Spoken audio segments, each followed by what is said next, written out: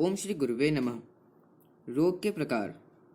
रोग का अन्वेषण करने पर मालूम होता है कि रोग दो प्रकार के होते हैं। एक, किसी भी अचानक घटना, आग लगने, पेड़ से गिरने, ऊंचे घर से गिरने, किसी सवारी पर से गिरने, पानी में डूबने से, पाले पत्थर पड़ जाने आदि के कारण से रोग हो जाता है। दो, रोग शरीर से गंदगी निकालने का प्रयास मात्र है। दवाओं के जन्मदाताओं का कहना है कि रोग का शरीर के तरल तत्व में ही स्थान है। रक्त अशुद्ध होने के कारण ही रोग पैदा होता है। रोग हजारों शक्ल में पैदा होता है और उसमें हजारों लक्षण हैं और इन लक्षणों के अनुसार ही डॉक्टरों ने रोग का विभाजन किया है। लेकिन प्रकृति का पुजारी प्राकृतिक चिकित्सक तो रोग एक वह रक्त की अशुद्धता से पैदा होता है, रोग का कारण एक और दूसरी दवा भी एक ही मानता है कि हम गलत आहार विहार के कारण बीमार पड़ते हैं।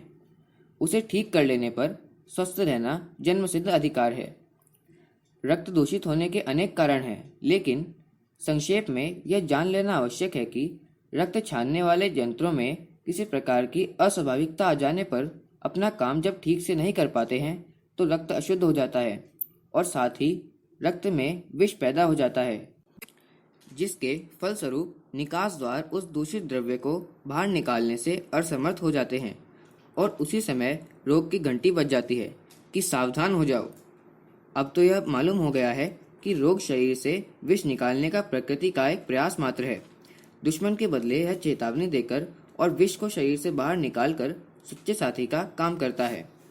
रक्त अशुद्ध हो जाने पर यदि रोग द्वारा चेतावनी न दी जाए तो वह यूं ही मर जाएगा, लेकिन रोग की घंटी बजने से वह सावधान होकर अपने को संभालने की कोशिश करता है कि उसे अब अपने जीवन के गलत आहार विहार को छोड़कर प्रकृति की शरण में आ जाना चाहिए। वह सोचने लगता है कि जीवन में अब अस्वाभाविकता आ गई है और इसका एकमात्र उपाय है जब हम आरंभ में ही प्रकृति की चेतावनी पर ध्यान देते रहेंगे तो रोग का कारण शीघ्र ही समूल नष्ट हो जाता है, नहीं तो दिन प्रतिदिन बुरी हालत हो जाती है और तेजी से हम मौत के नज़दीक आ पहुंचते हैं। यही नहीं, मरकर भी अपना रोग अपने संतान को दे जाते हैं और वह खानदानी रोग बन सकता है। पुस्तक जीवेम शरदा शतम, अध्याय 1, भाग 4। अगर आपको वीडियो अच्छी लगी हो तो वीडियो को लाइक करें और चैनल को सब्सक्राइब करें। धन्यवाद। ओम शांति।